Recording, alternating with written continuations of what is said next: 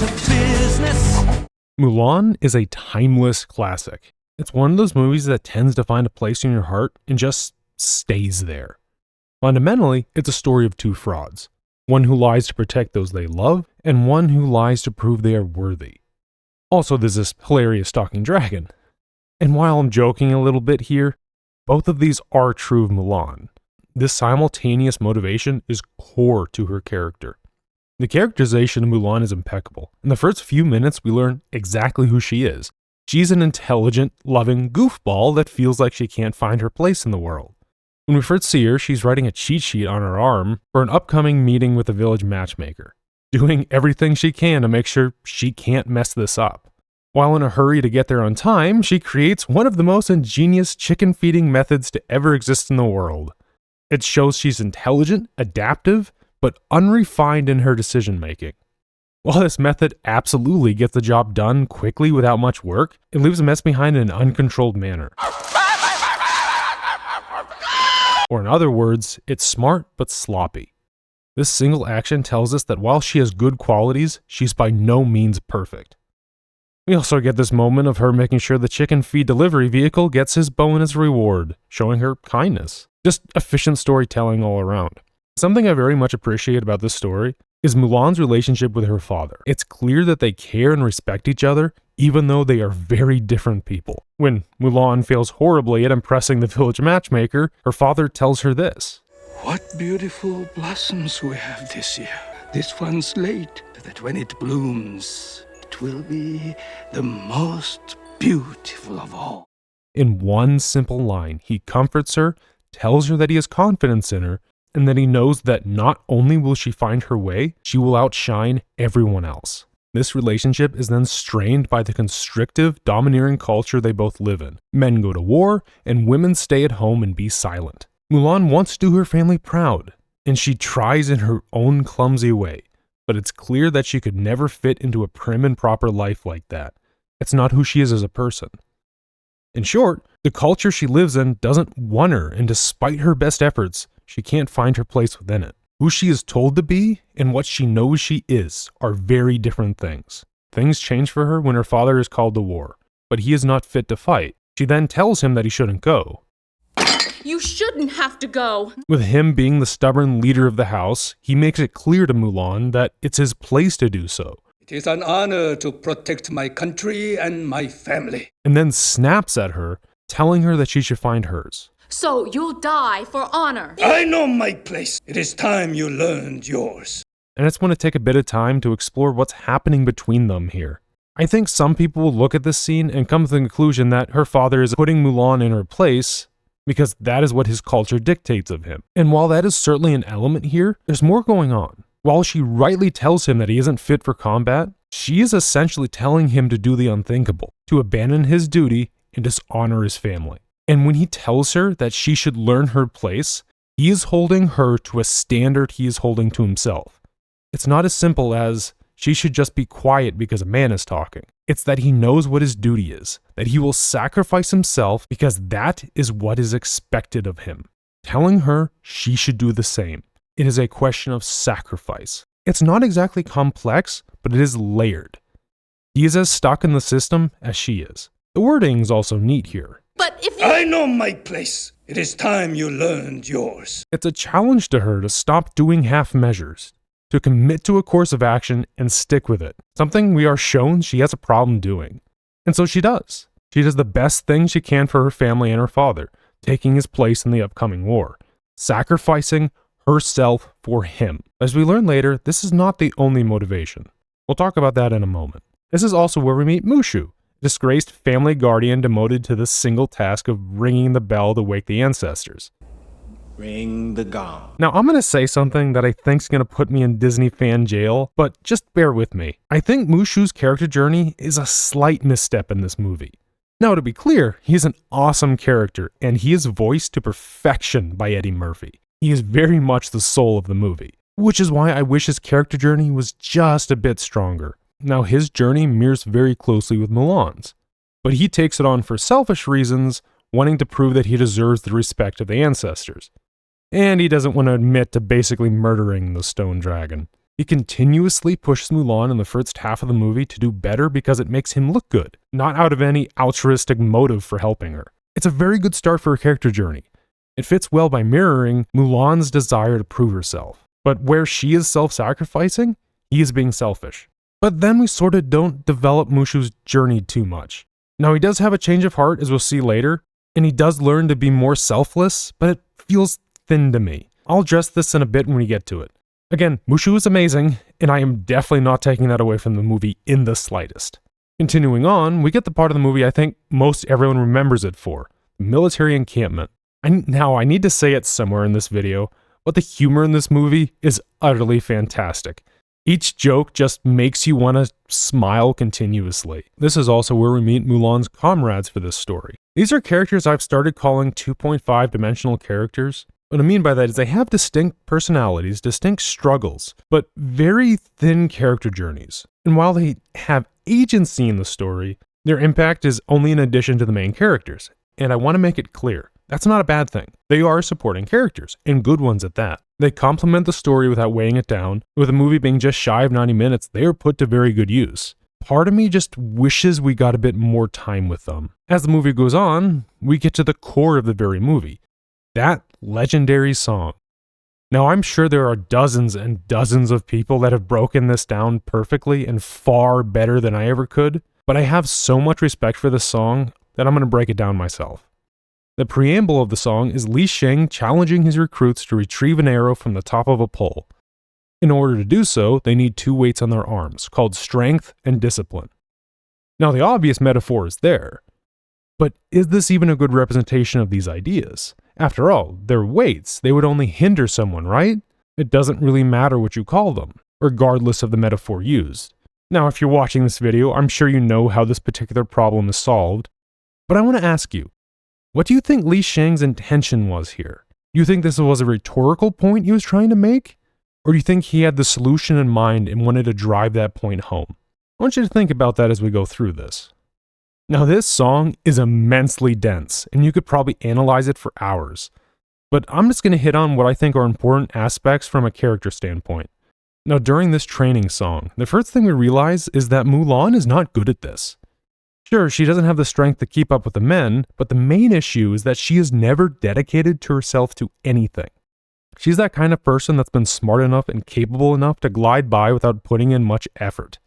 Also, we see Mushu doing everything he can to make her look good, again because he wants the glory of making Mulan succeed.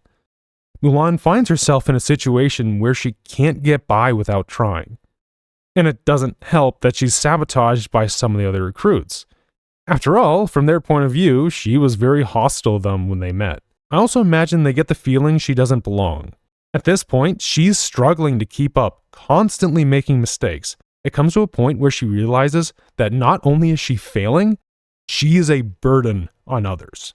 And I think she realizes, to some extent, she has been a burden her entire life. By not committing to something, by just floating around, she's become a burden to everyone in her life. A weight on her family, and now her own commander must take on her load because she couldn't handle it. She is then told to go home because if she was like this in combat, she would get people killed.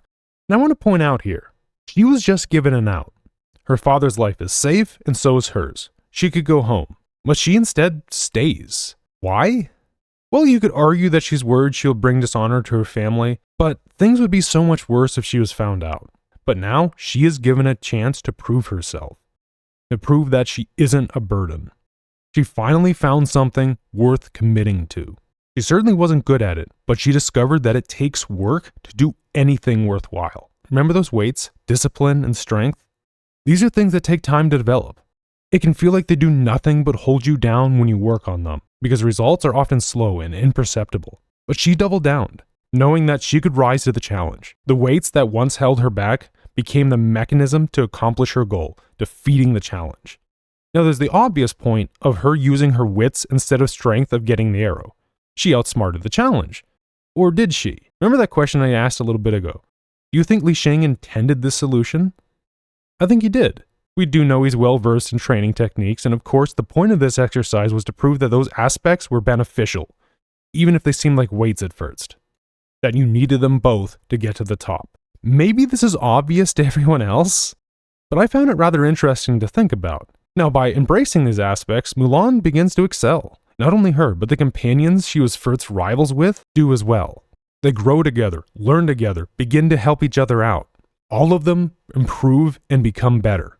It's a simple aspect, but one that I greatly appreciate, and it ends with all of them becoming extremely capable of the things they once struggled with.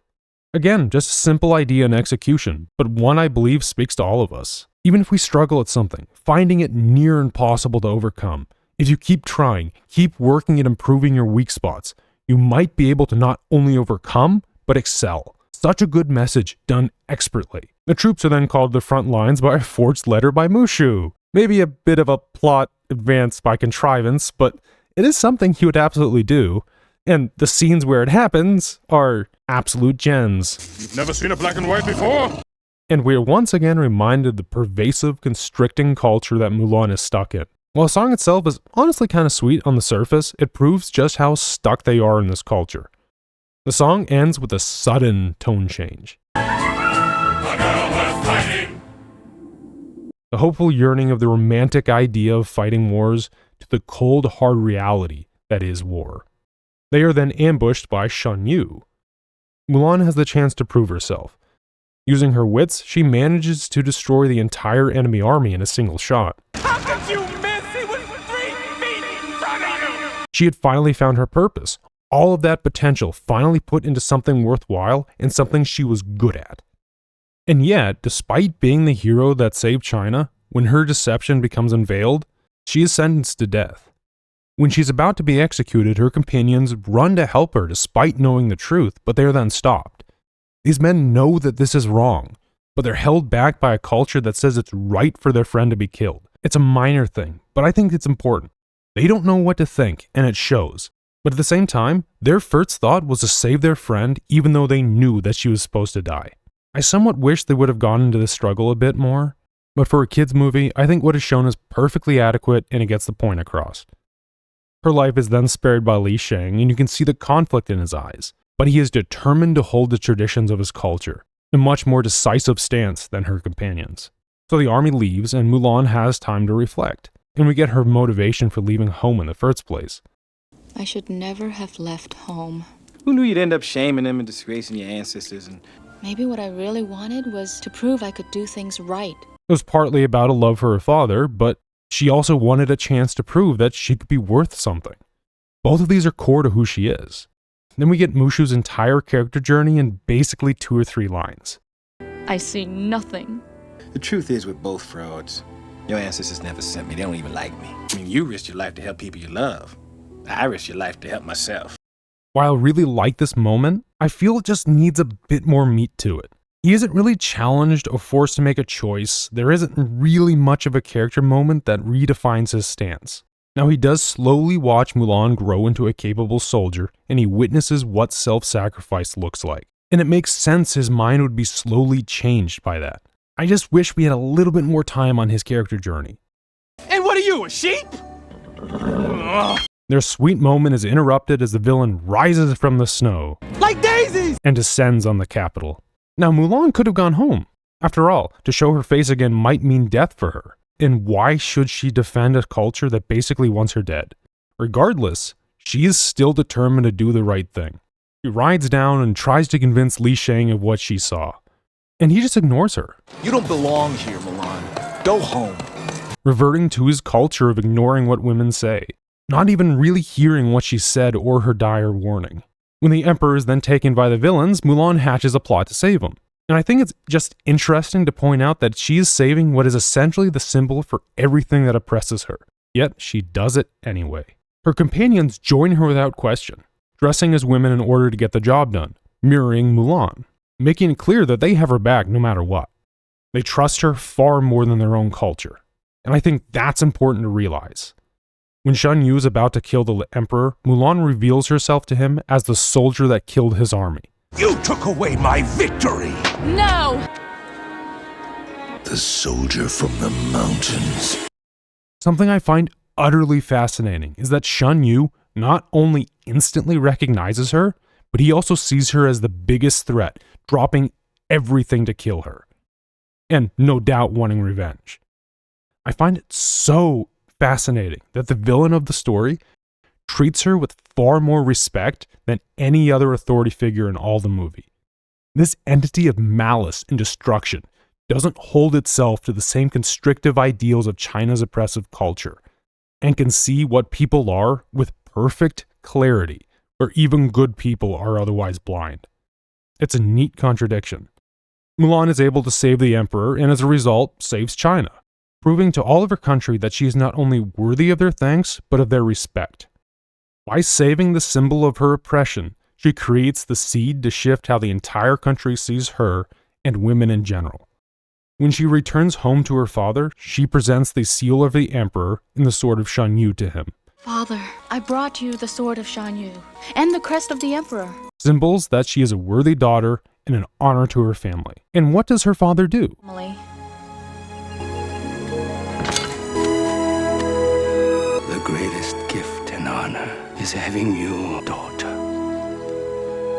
He throws them to the ground, wanting nothing more than to hug his daughter.